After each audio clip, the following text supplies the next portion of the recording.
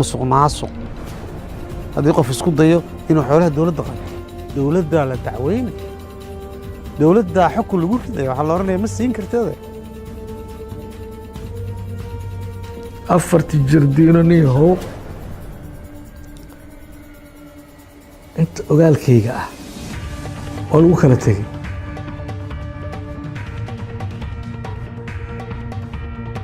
kii qaatoo baabiye baa haddana kuu imaanaya oo mar kale kaa raba inaad siisid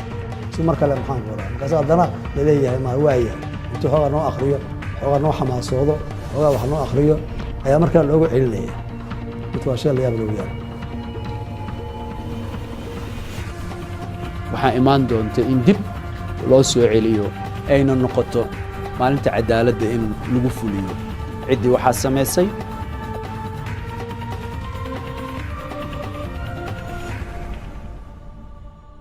dunidu waxay dagaal kula jirtaa cidhibtirka musuqmaasuqa oo la isla wada yaqiinsan yahay inuu yahay faqriga waalidkii haddii wadamada dunida ee shiinuhu ka mid yahay aad aragtay maayer ku-xigeen loo daldalayo musuqmaasuquu ku kacay oo aad maqasheen Malaysia ra'iisul wasaarihii hore xaaskiisa iyo qaar ka mid ah golihii xukuumaddiisa oo xabsiga loogu taxaabay falal musuqmaasuq iyo hanti dib looga soo celiyay Ethiopia saraakiil sarsare oo iyana fakad xadka Suudaan looga soo qabtay kiisas musuqmaasuq awgii halkani waa xamare maxaa ka dhacay shacabku se maxay kala socdaan ama ku og yihiin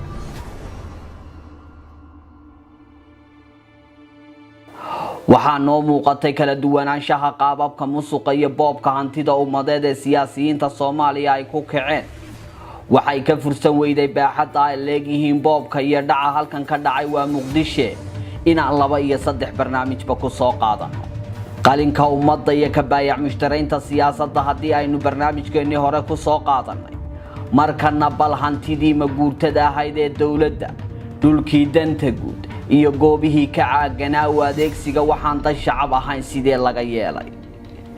jardiinooyinkii iyo boosteejooyinkii caasimaddu halkay ka bixeen kaalmihii shidaalka ee dawladdu lahayd halkay ku dambeeyeen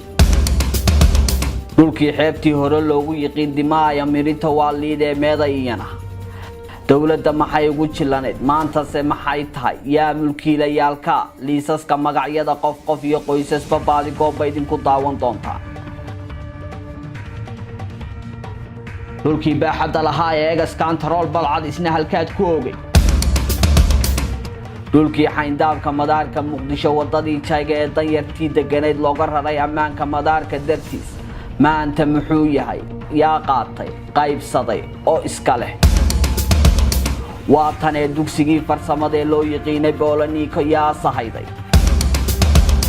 baadi goob wuxuu idin hayaa cadayma mugle iyo maragyadoodii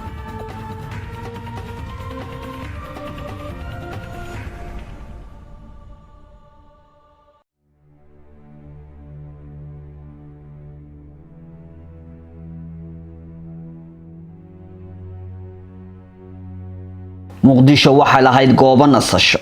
caasimaddu waxay lahayd shaaracyo leh goobo basaska laga raaco waxay lahayd jardiinooyin lagu nasto waxay lahayd xeebo qurxoon oo deganaanta ka caagan oo waxay lahayd kaalmo shidaal oo dawladdu leedahay waxay lahayd goobo ka caagan degaamayn iyo dhul ummadda loogu adeego oo cid gaar ah lahayn yeelana karin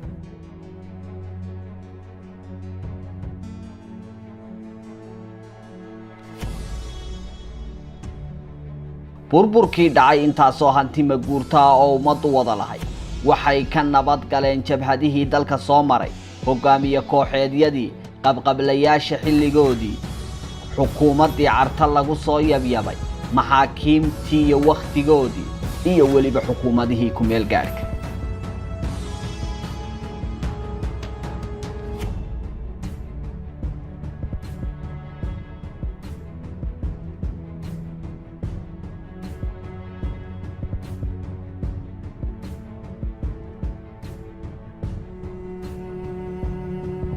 hase yeeshee waxay gacanta ka baxeen wakhtigii laga baxay ku meel gaadhka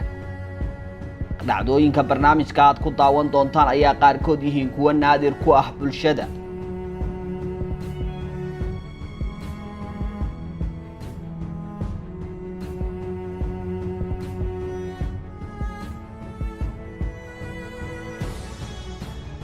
aan ku horeeyay Muqdisho taariikhdu golkii ay ahayd 29 bishii 9aad 2013 waxa soo baxay xeer madaxweyne xeer number 117 kaasoo ujeedkiisu yahay dib ula wareegid dhul danguuda. xeerkaasi oo uu soo saaray madaxweynihii hore dowladda federaalka Soomaaliya Mudane Xasan Sheekh Maxamuud ayaa u dhignaa sidan: madaxweynaha Jamhuuriyadda Federaalka Soomaaliya markuu arkay qodobka 87 xarfihiisa ba iyo ca iyo farqada labaad ee dastuurka dowladda federaalka Soomaaliya markuu arkay qodobka 79aad farqadiisa koowaad iyo qodobka 100aad ee xarfaha a iyo d ee dastuurka dowladda federaalka Soomaaliya markuu arkay warqadda sumadeedu tahay tan halkan kaaga muuqata ee ku taariikhaysan isla 29 bishii 9aad 2013 kuna saabsan soo jeedinta wasiirka arrimaha gudaha iyo ammaanka qaranka ee waqtigaas markuu arkay tixgeliyay in loo baahan yahay in la sugo nabadgelyada garoonka diyaaradaha caalamiga ee Aadan Cadde markuu tixgeliyay in loo qabo baahi aad u weyn in la sugo nabadgelyada dalka guud ahaan gaar ahaan gobolka Banaadir wuxuu madaxweyne Xasan Sheekh Maxamuud soo saaray xeerkan qodobka koowaad laga bilaabo maanta ay taariikhdu tahay 29 bisha 9aad 2013 wuxuu madaxweynuhu soo saaray xeer dib loogula wareegayo dhulalka ku yaala wadada Jayga iyo agagaarka garoonka diyaaradaha ee Aadan Cadde kuwaasoo ay hore u lahayd dowladii Soomaaliyeed. waxay dowladda federaalka Soomaaliya si qasab ah dib ugula wareegaysaa si danguud dib loogu celiyo sida uu qabo qodobka 26aad farqadiisa labaad ee dastuurka. qodobka labaad wuxuu xeerkani farayaa wasaaradda arrimaha gudaha iyo amniga qaranka bacdama uu xil weyn ka saaran yahay nabadgelyada iyo xasiloonida gudaha dalka inay 10 casho gudahood kaga saarto dadka degan dhulkaasi si loo sugo ammaanka garoonka diyaaradaha caalamiga ee Aadan Cadde iyo guud ahaan gobolka Banaadir. qodobka saddexaad wuxuu xeerkani dhaqan galayaa isla marka uu saxeexo madaxweynaha dowladda federaalka Soomaaliya waxaana lagu soo daabici doonaa faafinta rasmiga ah ee dowladda federaalka Soomaaliya. madaxweyne Xasan Sheekh Maxamuud waa saxeexay xeerkiina waa la faafiyay dhulkiina wasaaradda arrimaha gudaha iyo ammaanka oo xilligaasi uu wasiirka ahaa Cabdikariin Xuseen Guule iyadoo adeegsanaysa awoodda ciidamada ammaanka cagafyada iyo qalabka dowladda hoose waxay guda gashay burburintii dhismayaashii ka dhisnaa xayndaabkii garoonka ee dhulkii wadada Jayga kicinta iyo ka saaridii dadyowgii deganaa oo la dejiyay sanadkii 2004 xilligaasi oo ahayd waqtigii marxuun madaxweyne Cabdilaahi Yuusuf Axmed. dhulku waa kan hal dariiq oo jay ah ayaa u dhaxeeya madaarka caalamiga ee Aadan Cadde. dariiqaasi oo loo yaqaano Jayga waa xayndaabkii madaarka suurtagal sinaba uma aha deegaameyn iyo daara laga dultaago. waqtigaasi dadweynihii laga raray halkaas laga dumiyay dhismayaashoodii waxay u hoggaansameen awaamiirtii madaxweynaha waxa ay aqbaleen xeerkii madaxweynuhu soo saaray oo la meel mariyay sidaasina waxay uga wada guureen dhulkii madaxweynaha iyo wasiirkiisii daaqiligu ay ugu arriminayeen liajli ammaanka madaarka dartii. hayeeshee xeerkii madaxweynuhu soo saaray soo jeedintii ka timi wasiirkiisii ee ahayd in dadkaasi rayidka dhulka laga kiciyo ka arrimintii ammaanka madaarka ka talintii aayaha qaranka iyo iridaha laga soo galo si loo sugo ammaankooda dabadeed maxaa dhacay?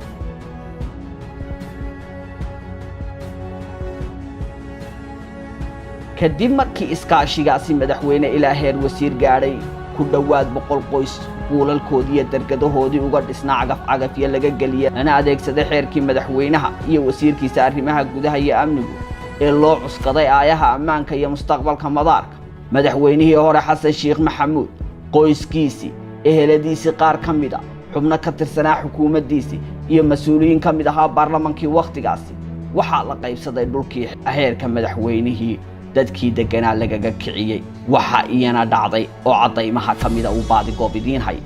kooxo ganacsataa oo iyagana dhulkaasi qaybo iska dhan laga iibiyay.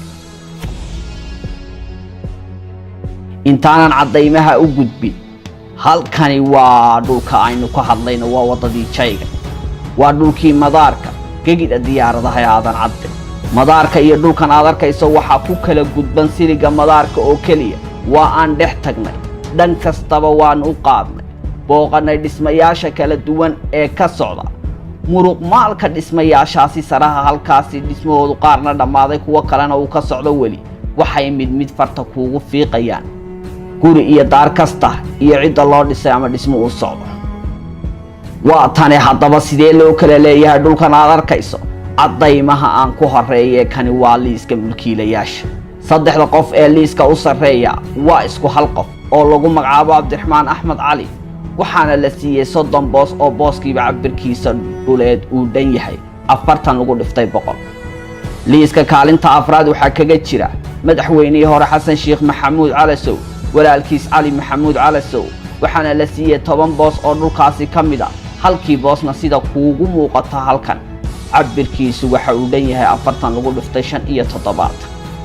kaalinta shanaad ee mulkiilayaasha dhulkan hantiyey waxaa iyana ku jirta marwadii madaxweynihii hore Xasan Sheekh Maxamuud, marwe Sahra Cumar Xasan oo hantiile ka ah 6 boos oo ka mid ah dhulkaasi cabirkooduna booskiiba uu dhan yahay 40 lagu dhiftay 45. waxaa isna ka mid ah dadka dhulkaasi hantiyey Cabdilaahi Goodax Barre oo la siiyey 2 boos oo midkiiba cabirkiisu dhan yahay 20 lagu dhiftay 30. waxaa kaloo isna liiska ka mid ah ganacsade lagu magacaabo Cabdirasaaq Ciise Abtidoon oo isna hantiyey 8 boos iyo nus, sida idinka muuqata cabiradooduna ay kala duwan yihiin. eegas wasiiru dawle Cabdilaahi Maxamed Nuur haatan ah xildhibaan ka tirsan baarlamaanka Soomaaliya ayaa isna ka mid ah dadka dhulkan hantiyey, maadaama xildhibaan Cabdilaahi Maxamed Nuur isagu uu dhulal kale oo fara badan mulkiile ka yahay. maanta waxa uu dhulkan ku leeyahay ama laga siiyey sida liiska kaaga muuqata 1 boos oo keliya. Xirsi Aadan Rooble, Cabdiqaadir Cali Nuur ayaa iyaguna min 1 boos la mulki siiyey. Khaliif Axmed Ereg isna 1 boos ayuu ku leeyahay halkan, halka Xuseen Cabdi Xalane, Mahad Maxamed Salaad, Yuusuf Geelle Ugaas iyo Maxamed Xasan Nuur iyaguna ay min 1 boos ku leeyihiin. madaxweyne Xasan Sheekh Maxamuud walaalkiis kale oo lagu magacaabo Xuseen Sheekh Maxamuud Calasow isna waxa la siiyey 1 boos sida halka kaaga muuqata. waxaa liiska ka mid ah oorida iyo qaar ka mid ah ehelada Jawaari. waxaa liiska ka muuqda wasiir Goodax Barre oo dhowaan iyo haatanba gudoomiye u ah kuwa loo igmaday soo celinta hantida ummadeed, xeer ilaaliyaha guud ee qaranka haata xilkaasi haya. magacyada kale ee halkan idinka muuqda ayaa isugu jira xaasaska shakhsiyaad madaxahi qabaan oo ay ku qorteen boosaskooda iyo ganacsatooyina laga iibiyey. sida aad ku arkaysid cabirka boosaska uu leeyahay Cali Sheekh Maxamuud oo ah madaxweynihii hore walaalkii. tanina waa mid ka mid ah mulkiyadaha rasmiga ee madaxweyne Xasan Sheekh Maxamuud walaalkii Cali. tan kale aad arkaysaa ayana waa mid ka mid ah mulkiyadaha dadkii hore ee dhulkaasi laga kiciyey.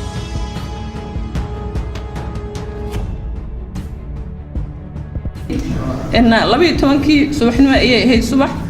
ciidamo aad u fara badan ay hayna lagu soo daashay meeshaasna waxaa deganaa dadka ay u yaqaaneen birmageydada kumaan kun qaxooti oo cooshada u dhiseen ayaa deganaa. waxay ahayn dadka u jilicsan oo birmageydada la yiraahdo oo ay tahay in iyaga loo gargaaro. diinta muslimkana ay tiri fuqarada waxa la siiyo in adduunkana uu maxay ahayd birmageydada u bixiyay. waxay ahayd dad aan haboonayn in lagu xadgudbo, laakiin waxa loola dhaqmay si aan taariikhdu iloobayn oo cadawtinimo aad u duxa dheer oo islaamnimadu aanayba meel ka soo gelin bay ahayd. arrin muruga badan bay ahayd. ciidamo fara badan oo Soomaaliya isugu daran bay ahaayeen. waxay wateen hubka ay noocay wateen ma sheegi karo wallahi ani 77 miya loo socdaan bay siri oo macnaha ma maxaaradii inta ula dagaalami doonaa dad birmageeda ama masaakiin ah. arrin oo maxay ahayd ku haboormayna ahayn. waxaa dhacday in cagtana la mariyay maxay ahayd nuska saac intaana gaarin cagtana la mariyay inaan ciyaalkii la cararnay in maxay ahayd la dhaawacmay. waxa ugu daraa dadkii jiingada u dhisnaayeen lagu dumiyey oo musbaarada ay dhakada ka wada mudeen. dadkii cooshada u dhisnaayeenna ay inay dabba uu ka kaco ay ku sigteen. adigu qof weel qaaday iyo qof kab qaaday mayna jirin. qof walba meesha ay ciirsan ka dhay ay ciyaalkii ula carartay. arrinkaas asaga markuu nagu dhacay hay'ada gargaar baa lagu noolaa macaawinan meesha ku cuni jirnay. hay'adihii deegooraan dib u helna amaan isu doonanaaba waxay noqotay mar alle anay noqotay. qof walba meesha ciirsan ka dhay u carartay. waa la kala orday, biyo ma jirin, gaadiid ma jirin, wax la qaataa ma jirin oo cooshadii cagaf baa martay. maxay ahayd annagoo gacmo maran baan meeshii ka cararnay. waxaa dhacday dhulkii saas ahaa oo dadkii birmageydada ahay oo fuqarada ahay oo masaakiinta ahay laga jebiyey waxaa dhacday maantay in ay u jeexan yihiin wasiiro iyo xildhibaano iyo madax iyo ganacsato war ilaa baan idinku dhaariyey islaamku in fuqarada wax la siiyo oo laga gargaaro miyuunu qabin war ma diintii baan ka noqonnay waan islaan lahayn war dowladda miyaan wax loo sheegi karin oo maluuqado kalean ku kala dhalanay oo la oran karin war dadkii nimeen dhulkay nugu jiideen cagafayna mariyeen waana biraayeen taangiyay nugu jiideen wax aan la arag oo la maqal bay nugu sameeyeen dhaawacii baan la naallaa gidaaradan la naallaa dhulkiina waxaa dhistay wasiiro xildhibaano guddoomiye baarlamaanka madaxweynaha ehelkiisii waxaan ku niri gabadha hadda meesha ee dekada loo bixiyey dekada qalalan gabadha dhisanaysaan u nilmaalin waxaan ku niri walaal macaanto dhulkan hanti qarab baa nala kaga qaaday dad sabrolooga iyo dad oobisi baan isugu jirnay balna fiiriyo dee sharciga noo fiiri waxay tiri anuu dikaraati madaxweynaha wataa haddii shalay uu idin siiyey adeerkii cabdiqaasina maanta adeerkii xasan sheekh maxamuud baa isiiyey tiri waxaan ku niri waaya haddii saataa walaal waraaqa aadaysatana si natus baan ku niri waraaqihii markay natustoona qarinay ayaan waxaan ku niri walaal haddii saas tahay ood adigu awooddaa maanta aad leedahay askarna intay nugu didhaa beerkana laga tumay talaal aan harsanayna xitaa cagaf bay amartay in lagu jaro qoraxdii oo aad u kululayd maars ahayd anigoo taagan waan ku niri walaal waxaan rabnaa inaad marka madaxweynaha noo geyso oo adigu awoodda addadeeda aan isaga soo cabano dee kitaab buu noo maro waxaan ka midnahay dadkiisii madaxweynaha noogee bal aan isaga soo cabaanay waxay ku tiri waxaa lama qoree haddaadan meesha ka tegin luguhiinu dhiig bay hoorinayaan wallaahi askar bay noo dalabtay gabar ilig xitaa bastoolada looga jabiyaa ku jirtay aniga daqar baa i gaaray waa nala dilay sida xaal u dhacay oo tan ah haddiiba la yidhaahdo xeerkii madaxweynuhu shacabkii deganaa dhulkaasi kaga kiciyey ma ahayn mid ammaanka madaarka loogu danaynayo bal sharciga dalku muxuu ka qabaa in dhul danguud ah madaxweynihii dalku xeer madaxweyne kaga raro dadkii rayidka ahaa ee deganaa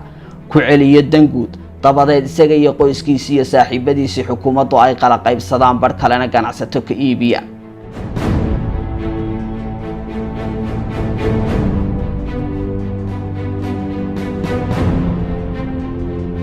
mar haddii dhul qof la siiyo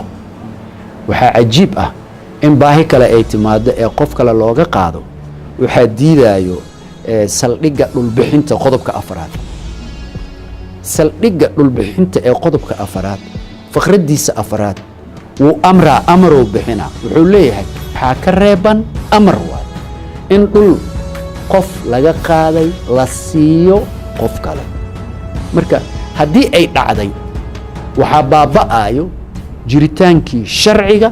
number 10 oo sharci number 10 baaba'aayo waxaa kaloo baaba'aayo damaanadii qofkaani siinaysay dhulka shalay damaanadii lagu siiyey ayaa meesha ka baxayso marka qodobka afraad faqraddiisa afraad aa diidaayo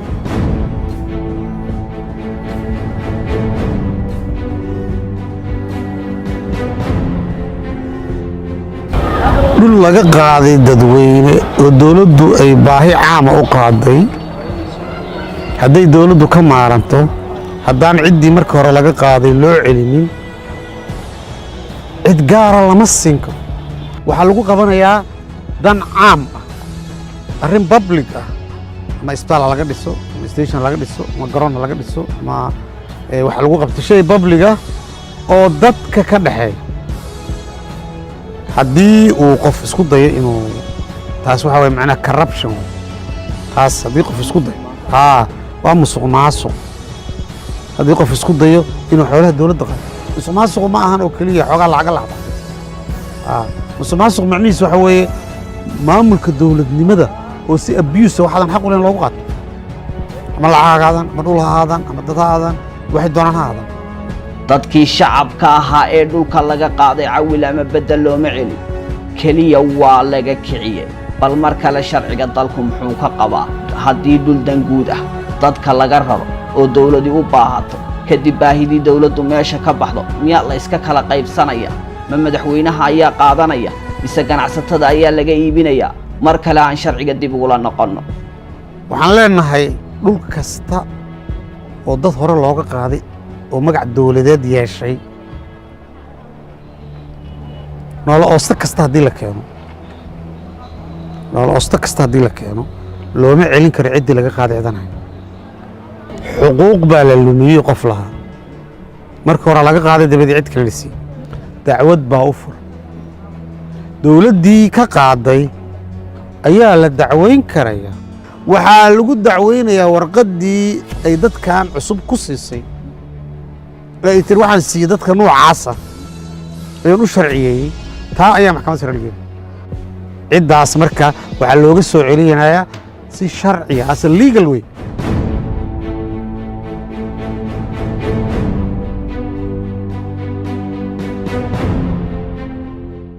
marnaba ma dhici karto in qof dhul laga qaado ayadoo aan baahidiisii la dhammaystirin oon meeluu deegaan ku leeyahay la siinin in cid kale la siiyo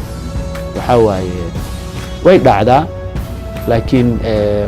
waqtigeeda iyo maalinteeda markii la gaaro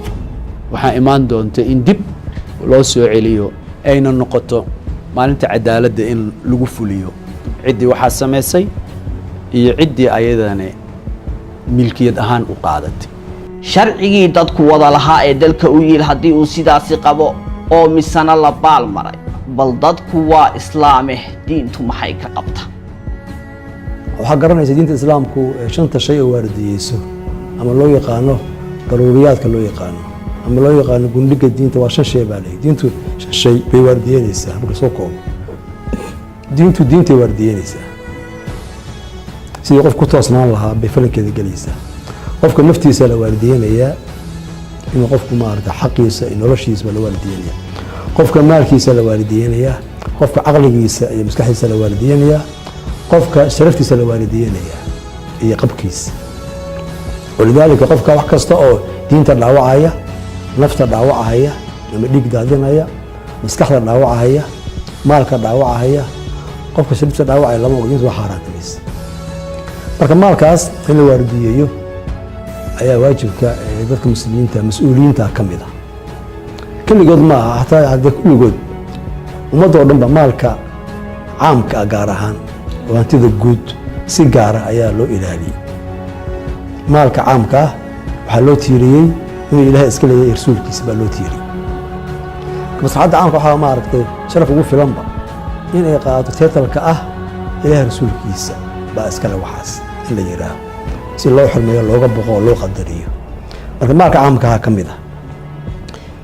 nabiga sal alayh wasalam xadiis buu ku leeyahay uu bukhaari warinayo ina rijaalan yatakhawaduuna fii maali illahi bikayri xaq dad waxaa jira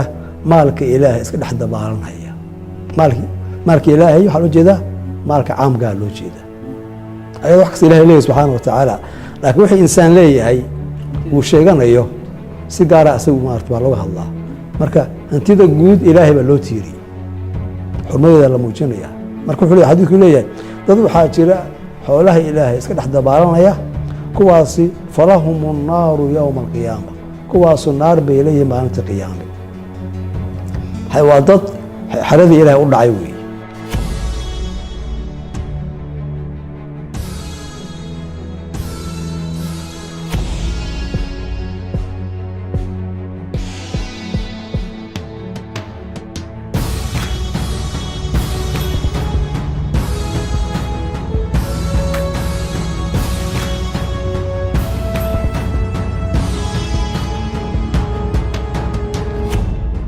bal aan u soo noqonay dalkan waayihii soo maray oo sheeko iyo shaahidba laga wada dharagsan yahay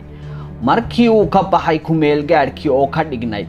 in la gaadhay xilligii laga bixi lahaa wixii daal la soo maray sida dadweynuhu aaminsan yihiin baadhistanna aad ku daawanaysaan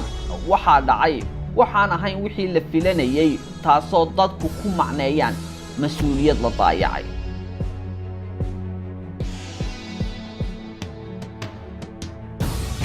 siyaasadii dalka lagu maamulayay waxay raacday dhabbadii dadku u soo joogeen ilaa sannadii 2000 ee ahayd in taladu ka go'do qof ama laba qof xilliyadii cabdiqaasim cabdilaahi yuusuf ama sheekh shariif iyo shariif xasan waxay noqotay tale ay jiheeyaheeda garwadeen ka yihiin 3 qof oo kala ahaa xasan sheekh faarax cabdiqaadir iyo cabdikariin xuseen qaabka noocaasina ma laha wax loogu yeedho political kitchen kusheeno siyaasadda lagu karkariyo kaasoo macnaheedu yahay siyaasad tala wadaag ah iyo wax wada rogrogid uulul caqliga iyo ehlu cilmigu ay qayb ka yihiin hase yeeshee waxba yaanay jirin siyaasad dal dumay dib loogu dhisaaye waxaa dhacay oo si caama u baahay in boobka iyo xatooyada xoolaha dadweynuhu noqdaan gacantaha socoto afartii sannadood ee kumeel gaadhka bixii u horreeyey waa madaxileedkii madaxweynihii hore xasan shiikhe waxaa la xaraashay goobo dan guud ah oo aan xaddi lahayn kuwaasi oo hantidii ka soo baxday si shakhsiya loo lunsaday meelo aan caqligu siisan karaynin waa la iibiyey waxaana laga dhisay bakhaaro iyo kaalmo shidaal lagu iibiyo kuwaasoo ay ka mid yihiin boqcaddii afarta dariiq isugu iman jireen ee caanka ahayd loona yaqaanay afarta darjiimo xilligii kacaankii halkan iyadoo laga duulayo inaan dadweynuhu ugu madhan shilalka gaadiidka waxaa laga dumiyey dhismayaal waxaa laga dhisay darjiinooyin qurxoon oo galabtii lagu shaaho sidoo kale waxaa loo sameeyey barxado 100 mitir dhinac kasta ilka aragtay baabuurta afarta jiho ka imanaysaa mid waliba kan kale ka arki karo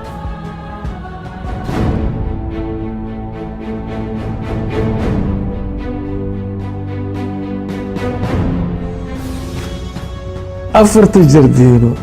mainly dadku waxay u maleeyeen inay jardiino ahaayeen jardiino ma ahayne meesha hadba iska jaraan laba wado oo aragtida darawalladu ay dhib ku tahay waayo xagal toosan ayay wadooyinka isu jarayeen marka labadii gaari ilaa ay isku soo dhowaadaan isma arki karin kan midigta ka soo socda iyo kan labada sidaas isugu soo socda mar danbaa qaladkaas la fahmay dowladdii waxay kicisay reerihii iskuweerkaas ku jiray si aragtidu ilaa 200 mitir ninka sidaas yidhaahdo oo u jeeda gaariga soo socdo oo midka tooska ku soo socday midka dadabka ka soo socday aysa isku dhicin markii meeshii la baneeyey kadib fikir waxaa soo baxay meeshii sidaan u fool xumaanay يعني دن كلنا هلوga faa'iideysto markaasaa la dhireeyay meelo yar yaroo la fariistana oo loo yeelo xaafadina ay nafaas u noqoto xaafadii yareedo dadka laga saarayna waxay dareentay meel nafaas oo ama caruurteeda ay ku soo ciyaaraan ama waayeelkuba ay fariistaan marka dambana dhir yeelato marka afarta jardiino sheekadu sidaas ka timid waa afar beerood afarta kwartar afarta rubac oo jidka qaanidiisa ku kala jira ayaa la baneeyay afarti jardiino niyahow inta ogaalkayga ah oo lagu kala tegey hantida afartaasi sannadood Soomaaliya laga dhacay kolka laga yimaado kuwa dhaqaalaha caddaanka lagu bedeshay waxaan loo aabayeelin dhulkii danta guud iyo goobii bannaana sanadkii 2014 oo dadka ugu suntan mid ka mid ah sanadihii Soomaaliya caasimadda looga taliyo ammaankeedu gaadhay heer kooxda al-shabaab weeraradoodu noqdaan kuwa aan lala gafin ama baseegin bartilmaameedyadii ay ugu talagaleen oo xataa sidii loo soo joogay ay dhacday inay helaan xogaha imaatinka qaar ka mid ah madaxda sirdoonka dawladaha la saaxiibka ah Soomaaliya isla markaasina ay dhacday inay hadcad magaalada ku beegsadaan waxaa xilligaasi wasaaradda ammaanka ku shaqada leh wasiirka ahaa Cabdikariin Xuseen Guuleed maalin sabti ah 24 May 2014 ayuu iscasilay Cabdikariin daraartaasi dadweynuhu waxa ay filayeen inuu iscasilaadiisaasi kaga jawaabayo fashilka kaga yimi mas'uuliyaddii wasaaradii loo igmado hase ahaatee taasi beddelkeedii ayaa dhacday waxaana lagu war helay kadib markii ay soo baxday dulweyne boqolaal balood ka kooban oo madaxweynihii hore Xasan Sheekh Maxamuud uu siiyay Cabdikariin Xuseen Guuleed si uu u iibsado kadibna maamul goboleedkii Galmudug madaxweyne uga noqdo dhulkii baaxadda lahaa ee caymiska egas kantarool iyo bogcaddii dugsigii farsamada gacanta ee Polytechnic ayaa qayb ka noqday dhaqaalihii Cabdikariin Xuseen Guuleed lagaga dhigay madaxweynihii maamul goboleedka Galmudug danyar iyo barakacayaal cooshada uga dhisnaayeen dibadda loo adeegsay awood ciidan lagana kici kadibna dhaqaalaha doorashadaasi lagu galay ayaa laga sameeyay dhulkan badh waxaa loo qaybiyay xildhibaanadii dooranayay madaxweynihii Galmudug qaar waxaa la siiyay oo haatan dabaqyo dhaadheer iyo dhul loogu sheegay inay yihiin goobo waxbarasho oo gaar loo leeyahay ay uga dhisan yihiin shakhsiyaad caanka siyaasadda Soomaaliya oo qaarkood halkan waa Muqdisho maayarra ka soo noqdeen kuwa kalena soo hogaamiyeen aqalka baarlamaanka dalka Soomaaliya qaarkoodna hay'adaha nabad sugidda iyo socdaalka madax ka soo noqdeen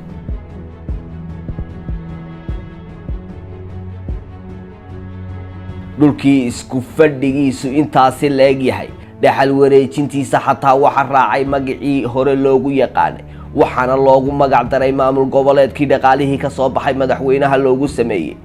ee Galmudug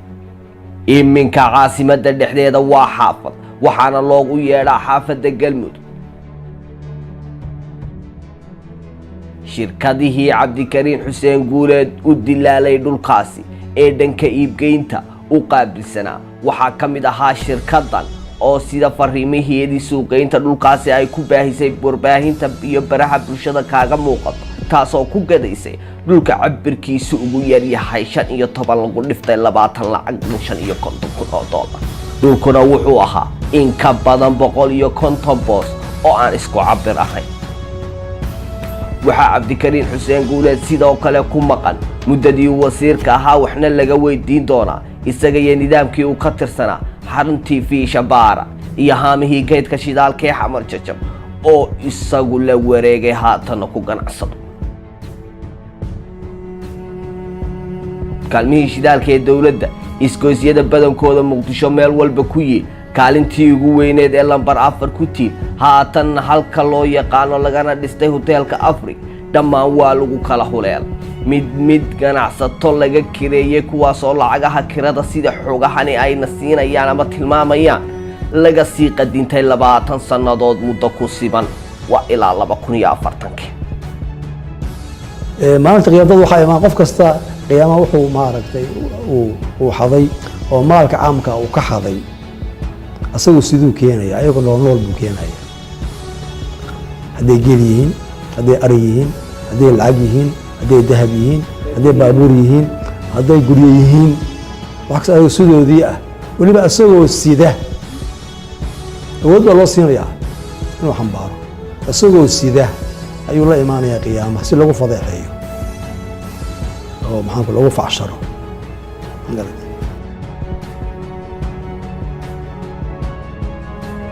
xeebtii Liido ayaa iyana badankeedu yihiin kuwa shakhsiyaad mas'uuliyiinka ah xukuumadii Xasan Sheikh ay qaateen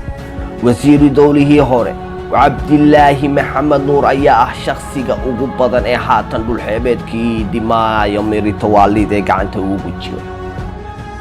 maqaayadda cuntada iyo caweyska ee loo yaqaan Beach View oo baaxad dhuleedkeedu intaasi leegyahay ama ku fadhiyo oo sidaad barnaamijkeena hore ku daawanayseen kamid ah ganacsiyada uu mulkiilaha ka yahay ex wasiiru dawlihii maaliyadda haatan ah xildhibaan ka tirsan aqalka baarlamaanka Soomaaliya hantida dhuleed ee kale ee uu liida ku leeyahay xildhibaan Cabdilaahi Maxamed Nuur waxa kamid ah booska weyn ee halka kaaga muuqday dhanka waqooyi kaga dhagan maqaayadda loogu magacaabo Seafood ee haddana dhismuhu ka socdo booska bannaan ee dhinaca waqooyi isna ka xiga ama kaga dhagan dhulka hoteelka cusub ee lagu magacaabo Connecticut Hotel kaasoo iminka macaamiisha hoteelkaasi baabuurta dhigtaan waxaa kaloo kamid ah booska bannaan ee dhinaca badda ka xiga sarta dheer ee isna halkaa ka dhisanayo siyaasigii cali sartan aad arkaysa ee u dhaxaysa hotel Coconut iyo Beach View waxaa isagana leh Cabdiraxmaan Kambala waa madaxii hore bartikoolka xukuumadda Xasan Sheikh Maxamuud haatan wuxuu ka tirsan yahay nabad iyo nolol oo waa safiir ku xigeenka dalka Kuwait hoteelkan wuxuu ku kacay qiyaastii $700,000 haatan uu shaqaynayaa uu furan yahay maalka caamka waa khatar waxa dhacday maalin ayadoo ma duulaan lagu jihaad lagu jiro markuu jihaadka dhamaaday xoogaa qanimo la aruurinayay ayaa nin xoogaa ayuu meel dhigtay marka ninkii xoogaa qaatay dagaalba ku dhintay marka ninkii markuu dagaalkii ku dhintay ayaa waxa la maasha Allah hebel waa shahiiday janno heeyaa la yiri wuxuu yiri ka janno ma helin xoogaa uu qaatay baa lagu cadaabayaa buu yiri xoolaa yara oo kamid qanimadii iyo meel gaar u geysay si gaar u la haray oo khiyaanay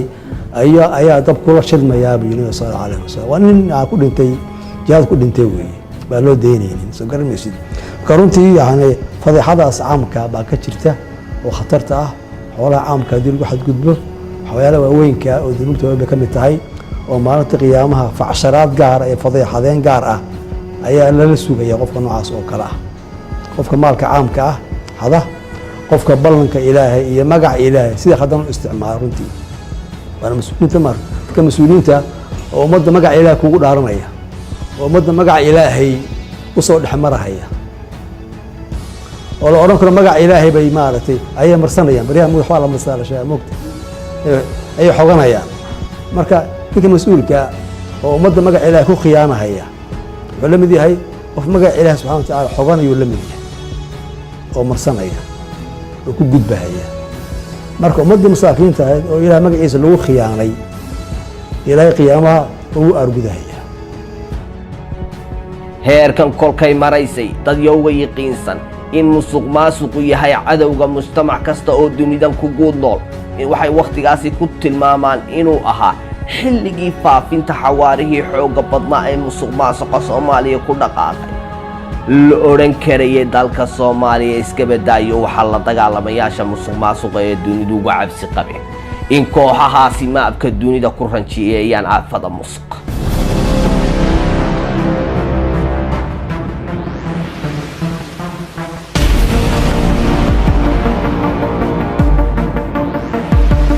madaxweyne farmaajo iyo ra'iisul wasaare khayre maxay tallaabo ka qaadi doonaan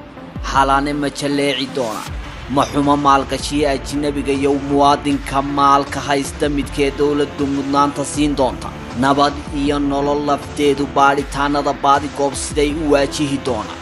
ma la arki doonaa mas-uuliyiinta jirridaha u noqday musuqa oo maxkamadaha la saaray sinaanta sharci baa shacab ka mideeyee sidee laga yeeli doonaa baadigo kaa baaqan maaye yaanu baylah kaa helin